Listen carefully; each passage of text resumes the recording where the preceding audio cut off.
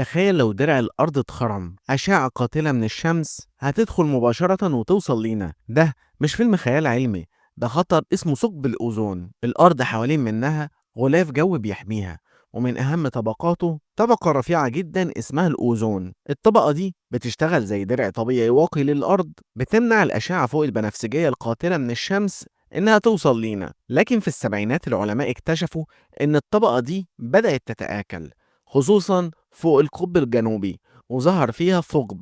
والمتهم الأول الغازات الصناعية، واللي اسمها الكلوروفلوروكربونات، واللي كانت بتستخدم في التكييفات والتلاجات وبخاخات الرش. الخطر فعلا رهيب. لو ثقب الأوزون ده كبر، فالأشعة اللي بتوصل لينا هتزود نسب سرطان الجلد، وهتأثر على العيون وتسبب عمى، وكمان هتأذي النباتات والكائنات البحرية اللي هي أساس السلسلة الغذائية. لكن في خبر يطمن. سنة 1987 اتفق العالم كله على بروتوكول مونتريال، واللي قلل من استخدام الغازات دي بشكل كبير جدا.